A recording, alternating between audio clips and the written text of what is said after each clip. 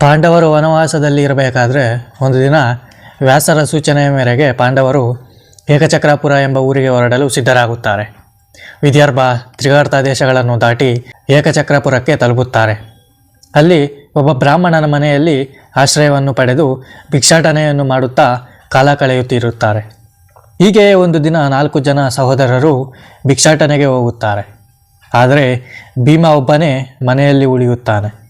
ಇದೇ ಸಮಯದಲ್ಲಿ ಪಕ್ಕದ ಮನೆಯಿಂದ ಅಳುವ ಶಬ್ದಗಳು ಕೇಳುತ್ತದೆ. ಆಗ ಕುಂತಿದೇವಿಯು ಅಲ್ಲಿಗೆ ಹೋಗುತ್ತಾಳೆ. ಅಲ್ಲಿ ಒಬ್ಬ ಬ್ರಾಹ್ಮಣನು ತನ್ನ ಹೆಂಡತಿ ಮಕ್ಕಳನ್ನು ಹಿಡಿದು ಅಳುತ್ತಾ, ಅಗ್ನಿಸಾಕ್ಷಿಯಾಗಿ ನಿನ್ನನ್ನು ಮದುವೆಯಾದ ನಾನು ನಿನ್ನನ್ನು ರಾಕ್ಷಸನಿಗೆ ಆಹಾರವಾಗಿ ಹೇಗೆ ಕಳುಹಿಸಲಿ ಎಂದು ದುಃಖಿಸುತ್ತಾ ಇರುತ್ತಾನೆ. ಇನ್ನು ಮತ್ತೊಂದೆಡೆ ಆ ಬ್ರಾಹ್ಮಣನ ಮಗಳು, ನಾನು ಹೋಗುತ್ತೇನೆ ಆ ರಾಕ್ಷಸನಿಗೆ ಆಹಾರವಾಗಿ ಎಂದು ದುಃಖದಿಂದ ತಂದೆ ತಾಯಿಯನ್ನು ನೋಡುತ್ತಾ ಹೇಳುತ್ತಾಳೆ. ಇದೆಲ್ಲವನ್ನು ಒಂದೆಡೆ ನಿಂತು ಕುಂತಿದೇವಿಯು ನೋಡುತ್ತಾ ಇರುತ್ತಾಳೆ. ಆ ಬ್ರಾಹ್ಮಣನ ಮಗ, ನೀವು ಏಕೆ ಹೇಳುತ್ತೀರಿ? ನೀವು ಭಯಪಡಬೇಡಿ, ಆ ರಾಕ್ಷಸನ ಬಳಿಗೆ ನಾನು ಹೋಗುತ್ತೇನೆ, ಆ ರಾಕ್ಷಸನನ್ನು ಕೊಂದು ಬರುತ್ತೇನೆ ಎಂದು ಹೇಳಿ ಅಲ್ಲೇ ಇದ್ದ ಒಂದು ಕೋಲನ್ನು ಎತ್ತುಕೊಳ್ಳುತ್ತಾನೆ. ಆಗ ಇದೆಲ್ಲವನ್ನು ನೋಡುತ್ತಾ ನಿಂತಿದ್ದ ಕುಂತಿದೇವಿಯು ಅಲ್ಲಿಗೆ ಬರುತ್ತಾಳೆ. ಏನಾಯಿತು ಅಮ್ಮ, ನೀವೆಲ್ಲರೂ ಏಕೆ ಇಷ್ಟು ದುಃಖ ಪಡುತ್ತಿದ್ದೀರಾ? ಇಷ್ಟಕ್ಕೂ ಯಾರು ಆ ರಾಕ್ಷಸ? ನಿಮಗೆ ಬಂದ ಅಪಾಯವಾದರೂ ಏನು ಎಂದು ಕುಂತಿದೇವಿಯು ಆ ಬ್ರಾಹ್ಮಣನ ಕುಟುಂಬಕ್ಕೆ ಕೇಳುತ್ತಾಳೆ. ಆಗ ಆ ಬ್ರಾಹ್ಮಣ, ಏನು ಹೇಳಲಿ ತಾಯಿ, ಈ ಊರಿನಿಂದ ಸ್ವಲ್ಪ ದೂರದಲ್ಲೇ ಬಕಾಸುರ ಎಂಬ ಒಬ್ಬ ರಾಕ್ಷಸ ಇದ್ದಾನೆ. ಅವನ ಗುಹೆ ಅಲ್ಲಿಯೇ ಇದೆ. ಇದುವರೆಗೆ ಅವನು ಅನೇಕ ಊರಿನ ಜನರನ್ನು ತನ್ನ ಆಹಾರವಾಗಿ ತಿಂದುಬಿಟ್ಟಿದ್ದಾನೆ. ಇದೆಲ್ಲವನ್ನು ನೋಡಿ ಊರಿನವರು ಒಟ್ಟಾಗಿ ಯೋಚಿಸಿ ಬಕಾಸುರನೊಂದಿಗೆ ಒಂದು ಒಪ್ಪಂದ ಮಾಡಿಕೊಂಡೆವು. ಆ ಒಪ್ಪಂದವೇನೆಂದರೆ, ಪ್ರತಿದಿನ ಒಂದು ದೊಡ್ಡ ತಪಲೆ ಅನ್ನ, ಒಬ್ಬ ಮನುಷ್ಯ, 2 ಎಮ್ಮೆಗಳು ಮತ್ತು ಬೇರೆ ಆಹಾರ ವಸ್ತುಗಳನ್ನು ಕಳುಹಿಸುತ್ತೇವೆ ಎಂದು ಒಪ್ಪಂದ ಮಾಡಿಕೊಂಡೆವು. ಅದಕ್ಕಾಗಿಯೇ ಪ್ರತಿದಿನವೂ ಊರಿನ ಒಂದೊಂದು ಮನೆಯಿಂದ ಒಬ್ಬೊಬ್ಬ ಮಂದಿಯನ್ನು ಆ ರಾಕ್ಷಸನಿಗೆ ಆಹಾರವಾಗಿ ಕಳುಹಿಸುತ್ತಿದ್ದೇವೆ ಎಂದು ಬ್ರಾಹ್ಮಣನು ಅಳುತ್ತಾ ಕುಂತಿದೇವಿಗೆ ಹೇಳುತ್ತಾನೆ. ಆಗ ಕುಂತಿಯು, ನೀವು ಚಿಂತಿಸಬೇಡಿ, ಇದಕ್ಕೆಲ್ಲ ಒಂದು ಪರಿಹಾರವಿದೆ ಎಂದು ಹೇಳಿ ಅವರಿಗೆ ಧೈರ್ಯವನ್ನು ಹೇಳುತ್ತಾಳೆ. ನೀವು ಚಿಂತಿಸಬೇಡಿ, ನನ್ನ 5 ಮಕ್ಕಳಲ್ಲಿ ಒಬ್ಬನನ್ನು ನಾನು ಬಕಾಸುರನ ಬಳಿಗೆ ಕಳುಹಿಸುತ್ತೇನೆ ಎಂದು ಕುಂತಿ ಹೇಳುತ್ತಾಳೆ. ಆಗ ಆ ಬ್ರಾಹ್ಮಣನು ಶಿವಶಿವ ಎಂದು ಕಿವಿಯನ್ನು ಮುಚ್ಚಿಕೊಳ್ಳುತ್ತಾನೆ. ಅತಿಥಿಯನ್ನು ಮರಣದ ದಾರಿಗೆ ಕಳುಹಿಸುವುದು ಮಹಾಪಾಪ ತಾಯಿ, ನಾನು ಇದನ್ನು ಒಪ್ಪಲಾರೆ ಎಂದು ಕುಂತಿಗೆ ಹೇಳುತ್ತಾನೆ. ಆಗ ಕುಂತಿಯು, ಅಯ್ಯ, ನೀವು ಭಯಪಡಬೇಡಿ, ನನ್ನ ಮಗನ ಶಕ್ತಿಯ ಬಗ್ಗೆ ನಿಮಗಿನ್ನೂ ಗೊತ್ತಿಲ್ಲ. ಅವನು ಮಹಾಬಲಶಾಲಿ, ಧೈರ್ಯಶಾಲಿ. ಒಬ್ಬ ಬಕಾಸುರ ಅಲ್ಲ, 100 ಬಕಾಸುರರು ಒಟ್ಟಿಗೆ ಬಂದರೂ ಸಹ ಅವನನ್ನು ಏನೂ ಮಾಡಲು ಸಾಧ್ಯವಿಲ್ಲ ಎಂದು ಕುಂತಿಯು ಆ ಬ್ರಾಹ್ಮಣನಿಗೆ ಹೇಳುತ್ತಾಳೆ. ಇದೆಲ್ಲವನ್ನು ಕೇಳಿದ ನಂತರ ಆ ಬ್ರಾಹ್ಮಣನು ಸಹ ಒಪ್ಪುತ್ತಾನೆ. ನಂತರ ಕುಂತಿಯು ಭೀಮಾ ಎಂದು ಜೋರಾಗಿ ಕೂಗಿ ಭೀಮನನ್ನು ಕರೆಯುತ್ತಾಳೆ. ನಡೆದ ಎಲ್ಲ ವಿಷಯವನ್ನು ಭೀಮನಿಗೆ ಕುಂತಿ ಹೇಳಿ ಬಕಾಸುರನಿಗೆ ಊಟವನ್ನು ಕೊಂಡೊಯ್ಯು ಎಂದು ಆಜ್ಞಾಪಿಸುತ್ತಾಳೆ. ಪಂಚಭಕ್ಷಗಳಿಂದ ಊಟವನ್ನು ಸಿದ್ಧಪಡಿಸುತ್ತಾರೆ. ಊರಿನವರು ನೀಡಿದ ಎಮ್ಮೆಗಳು ಮತ್ತು ಬೇರೆ ಆಹಾರ ವಸ್ತುಗಳೊಂದಿಗೆ ಅನ್ನದಿಂದ ತುಂಬಿದ ಬಂಡಿಯೊಡನೆ ಭೀಮನು ಸ್ವತಃ ಬಂಡಿಯಲ್ಲಿ ಹತ್ತಿ ಬಕಾಸುರನ ಗುಹೆಯ ಕಡೆಗೆ ಹೊರಡುತ್ತಾನೆ. ಭೀಮಸೇನನ ಬಂಡಿ ಬಕಾಸುರನ ಗುಹೆಯ ಹತ್ತಿರಕ್ಕೆ ಹೋಗುತ್ತಿರುತ್ತದೆ.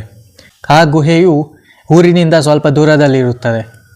ಹೋಗುವ ದಾರಿಯಲ್ಲಿ ಯಮುನಾ ನದಿಯ ಹತ್ತಿರ ಬಂಡಿಯನ್ನು ನಿಲ್ಲಿಸಿ ಕೈಕಾಲು ತೊಳೆದು ಭೀಮನು ಜೋರಾಗಿ ಬಕಾಸುರ ಎಂದು ಕೂಗಿ ಕರೆಯುತ್ತಾನೆ. ಆದರೆ ಬಕಾಸುರನು ಬರುವುದಿಲ್ಲ. ಈ ಮಧ್ಯೆ ಭೀಮನಿಗೆ ತುಂಬ ಹಸಿವಾಗುತ್ತದೆ. ಊಟ ಮಾಡಿಬಿಡೋಣ ಎಂದು ಬಂಡಿಯಲ್ಲಿದ್ದ ಆಹಾರವನ್ನೆಲ್ಲ ತಿನ್ನಲು ಆರಂಭಿಸುತ್ತಾನೆ. ಇನ್ನು ಮತ್ತೊಂದೆಡೆ ಗುಹೆಯ ಮುಂದೆ ಊಟ ಬರುವ ಸಮಯವಾದರೂ ಸಹ ಊಟ ಬಾರದ ಕಾರಣ ಬಕಾಸುರನಿಗೆ ಕೋಪ ಬರುತ್ತದೆ. ಹಸಿವನ್ನು ತಾಳಲಾರದೆ ಬಕಾಸುರನು ಗುಹೆಯಿಂದ ಹೊರಗೆ ಬರುತ್ತಾನೆ. ಸುತ್ತಲೂ ನೋಡುತ್ತಾನೆ, ಆದರೆ ಇನ್ನೂ ಸಹ ಊರಿನಿಂದ ಆಹಾರ ಬಂದಿರುವುದಿಲ್ಲ. ಹೀಗೆ ಸ್ವಲ್ಪ ದೂರ ನಡೆದಾಗ ಅಲ್ಲಿ ಒಂದು ಮರದ ಕೆಳಗೆ ಕುಳಿತು ಊಟ ಮಾಡುತ್ತಿದ್ದ ಭೀಮಸೇನನು ಅವನ ಕಣ್ಣಿಗೆ ಬೀಳುತ್ತಾನೆ. ತನಗೆ ತಂದ ಭೋಜನವನ್ನು ಇವನ್ಯಾರೋ ತಿನ್ನುತ್ತಿರುವುದನ್ನು ಕಂಡು ಬಕಾಸುರನಿಗೆ ತೀವ್ರ ಕೋಪ ಬರುತ್ತದೆ. ಆಗ ಬಕಾಸುರನು ಭೀಮನ ಬಳಿಗೆ ಬಂದು, ನನಗಾಗಿ ತಂದ ಊಟವನ್ನು ನೀನು ಹೇಗೆ ತಿನ್ನುತ್ತಿದ್ದೀಯಾ ಎಂದು ಕಿರುಚುತ್ತಾ ಕೋಪದಲ್ಲಿ ಭೀಮನ ಬೆನ್ನಿಗೆ ಜೋರಾಗಿ ಗುದ್ದುತ್ತಾನೆ. ಆದರೆ ಮೊದಲೇ ಭೀಮನು ಪರಾಕ್ರಮಿ. ಬಕಾಸುರನ ಹೊಡೆತಕ್ಕೆ ಭೀಮನು ಕಿಂಚಿತ್ತೂ ಕದಲದೆ ಅನ್ನ ತಿನ್ನುವುದನ್ನೇ ಮುಂದುವರಿಸುತ್ತಾನೆ. ಇದರಿಂದ ಬಕಾಸುರನು ಆಶ್ಚರ್ಯದಿಂದ ಸುಮ್ಮನೆ ನಿಂತು ಬಿಡುತ್ತಾನೆ. ಇದೇಗೆ ಸಾಧ್ಯ, ನನ್ನ ಹೊಡೆತಕ್ಕೆ ಇವನು ಅಲುಗಾಡಲೇ ಇಲ್ಲ ಎಂದು ಯೋಚಿಸುತ್ತಾ ಹಾಗೆಯೇ ನಿಂತು ಬಿಡುತ್ತಾನೆ. ಆದರೆ ಸ್ವಲ್ಪ ಸಮಯದ ನಂತರ ಬಕಾಸುರನಿಗೆ ಭಾರಿ ಕೋಪ ಬರುತ್ತದೆ. ಸ್ವಲ್ಪ ದೂರದಲ್ಲಿದ್ದ ಒಂದು ದೊಡ್ಡ ಮರವನ್ನು ಕಿತ್ತು ಭೀಮನ ಕಡೆಗೆ ಕೋಪದಿಂದ ಬರುತ್ತಾನೆ. ಅಷ್ಟರಲ್ಲಿ ಬಂಡಿಯಲ್ಲಿದ್ದ ಆಹಾರವನ್ನೆಲ್ಲ ತಿಂದು ಮುಗಿಸಿ ಭೀಮನು ಬಂಡಿಯಿಂದ ಇಳಿಯುತ್ತಾನೆ. ಬಕಾಸುರ ಬರುವುದನ್ನು ನೋಡುತ್ತಾನೆ. ಆಗ ಭೀಮನು ಅಲ್ಲೇ ಇದ್ದ ಒಂದು ದೊಡ್ಡ ಮರವನ್ನು ಎತ್ತಿಕೊಂಡು ಬಕಾಸುರನತ್ತ ಓಡುತ್ತಾನೆ. ಇಬ್ಬರು ಆ ಮರಗಳನ್ನು ಹಿಡಿದು ಭಯಾನಕವಾಗಿ ಒಬ್ಬರನ್ನೊಬ್ಬರು ಹೊಡೆದಾಡುತ್ತಾರೆ. ಸುತ್ತಮುತ್ತಲಿನ ಎಲ್ಲ ಮರಗಳು ಮುರಿಯುವವರೆಗೂ ಅವರಿಬ್ಬರ ನಡುವೆ ಭೀಕರ ಯುದ್ಧ ನಡೆಯುತ್ತದೆ. ಇಬ್ಬರೂ ಭೀಕರವಾಗಿ ಹೋರಾಡುತ್ತಾರೆ. ಆದರೆ ಕೊನೆಗೆ ಭೀಮನು ಬಕಾಸುರನನ್ನು ಕಾಲಿನಿಂದ ತಳ್ಳಿ ನೆಲಕ್ಕುರುಳಿಸುತ್ತಾನೆ. ಇದರಿಂದ ಮತ್ತಷ್ಟು ಕೋಪಗೊಂಡ ಬಕಾಸುರನು ಎದ್ದು ನಿಂತು ಭೀಮನ ಮೇಲೆ ಮತ್ತಷ್ಟು ದಾಳಿ ಮಾಡುತ್ತಾನೆ.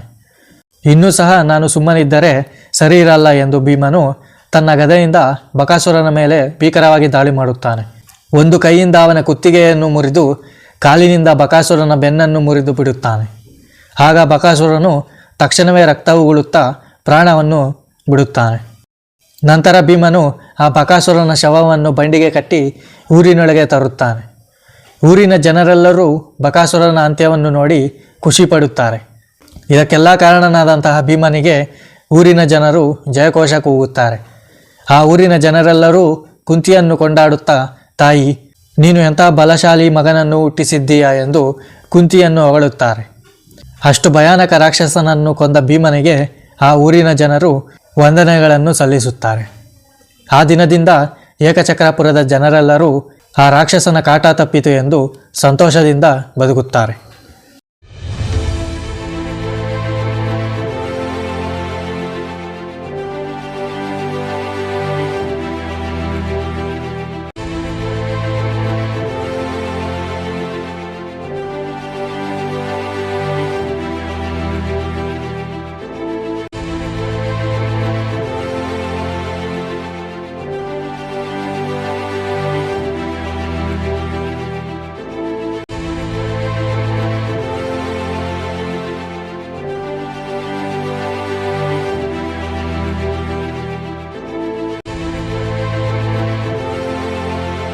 ಇದಾಗಿತ್ತು ಗೆಳೆಯರೆ, ಭೀಮ ಹಾಗೂ ಬಕಾಸುರನ ನಡುವೆ ನಡೆದ ಯುದ್ಧ. ಈ ವಿಡಿಯೋ ನಿಮಗೆ ಇಷ್ಟ ಆದರೆ ಜೈ ಭೀಮ್ ಎಂದು ಕಮೆಂಟ್ ಮಾಡಿ, ವಿಡಿಯೋಗೆ ಲೈಕ್ ಮಾಡಿ ಹಾಗೂ ಇಂತಹ ಇನ್ನಷ್ಟು ಇಂಟ್ರೆಸ್ಟಿಂಗ್ ವಿಡಿಯೋಗಳಿಗಾಗಿ ನಮ್ಮ ಚಾನಲನ್ನು ಸಬ್ಸ್ಕ್ರೈಬ್ ಮಾಡಿಕೊಂಡು ಬೆಲ್ ಐಕಾನ್ ಆನ್ ಮಾಡಿ. ವಿಡಿಯೋವನ್ನು ನೋಡಿದ್ದಕ್ಕಾಗಿ ಧನ್ಯವಾದಗಳು.